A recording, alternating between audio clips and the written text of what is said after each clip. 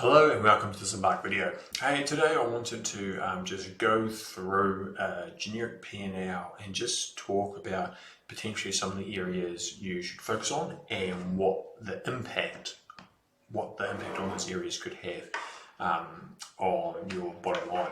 So what I've got is a profit and loss made up, but within reason made up for ABC Limited.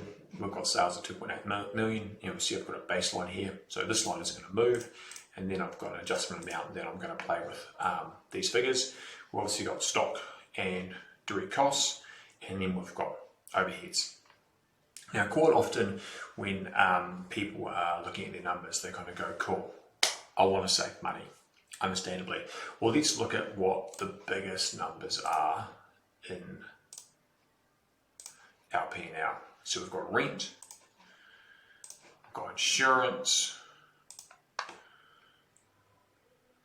our chuck cleaning and laundry in there as well. I'm going to ignore things above the line and we talk about below the line. Okay, cool. So I've got a strategy. I want to save some money. I'm going to go to my landlord and go, I want a discount on my rent.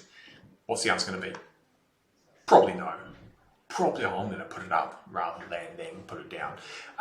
So the biggest number we fundamentally can't really change from that point of view. Now, take it with a grain of salt.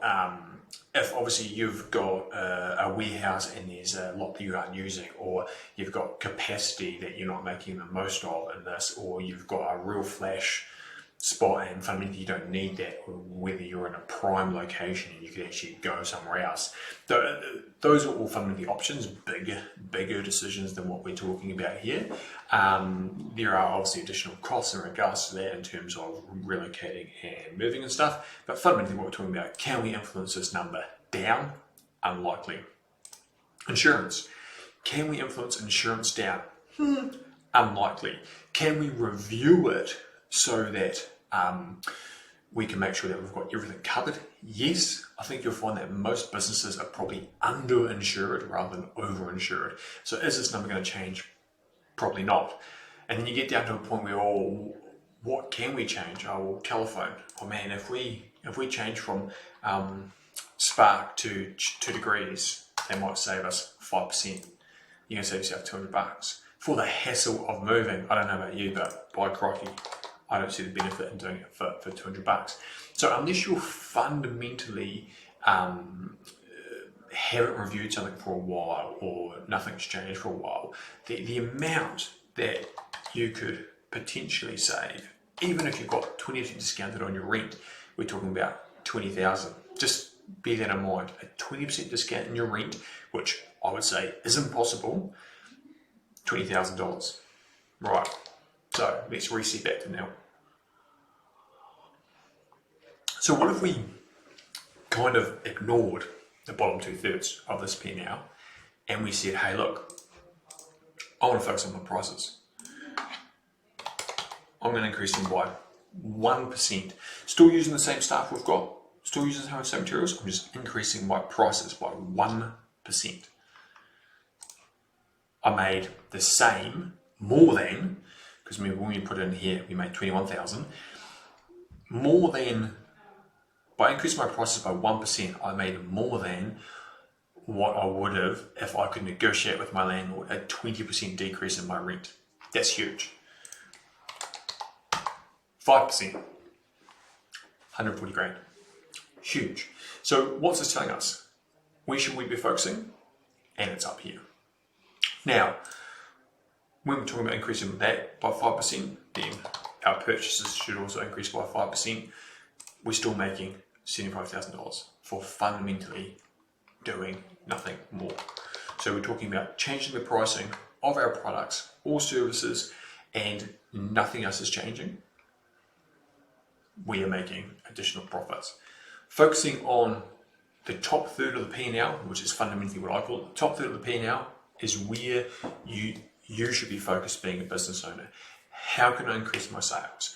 How can I manage my direct costs? How can I get more out of the products? Have my products increased? Therefore, am I increasing my products in line with that? Can I increase my products in line with that? How do I get more out of my staff? how can I have the same amount of staff, but we get bigger output?